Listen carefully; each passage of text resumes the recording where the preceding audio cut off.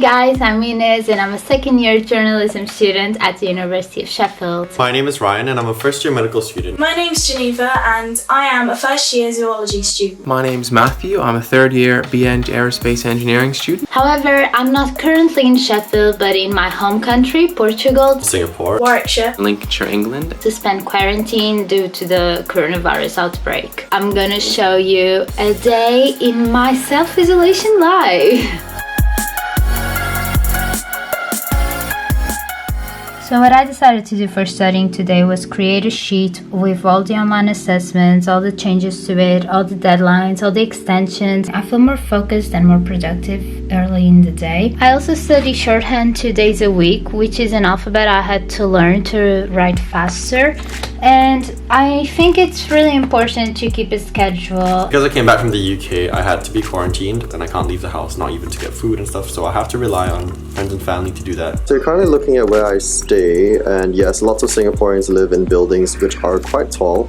This is actually considered quite small, and there are buildings which are like 30, 40 stories high. I never thought I'd be home here in Singapore watching lectures. That was just something that never really occurred to me that would happen, but here I am doing it. I just want to keep my routine as normal as possible, especially when there's nothing to do at home. Here we have the first cup of tea of the day. This is probably the most consistent thing about my day. I just got up at 8 o'clock.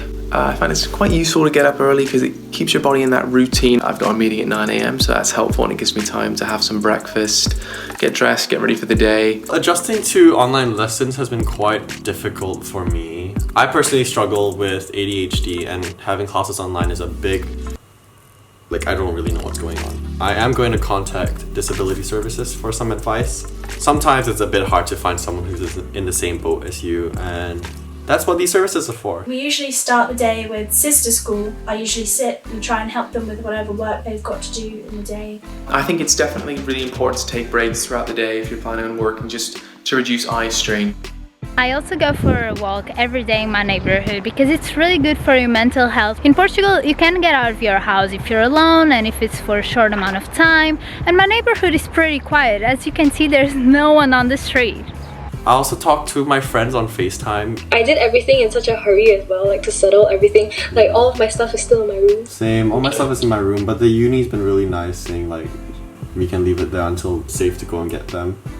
Once we've been through more of the schooly stuff, we tend to try and get some exercise done, which at the moment means we're going for a bike ride every day. I like watching some stuff on Netflix as well, and now no one can tell you to get out of the house. Just guilt-free Netflix binging, and that's what I've been doing as well. So in the afternoon, I try and get a bit of my own work done, whether that's one lecture or a chapter of the textbook that I read. Into the Bowman space is what forms your filtrate. This entire structure is your Bowman's capsule.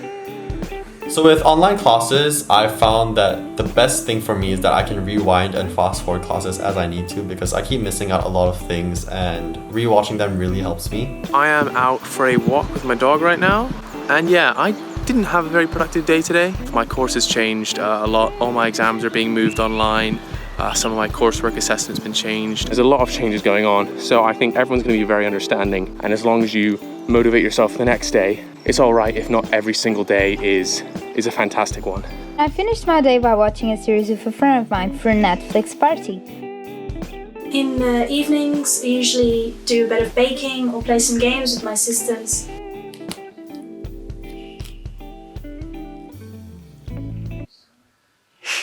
Now I'm actually going to do a little bit of exercise. I think that's one thing that a lot of people have struggled with, definitely is gyms being shut, not being able to go out as much and exercise, but I think it's really important just to stay fit, good for a healthy body, healthy mind. It's my third week in quarantine and I know it gets boring sometimes. I know even if you're doing something fun, it gets repetitive. Overall, my quarantine experience has been quite strange. I just don't really know what to make of it. I don't think I fully processed it yet either.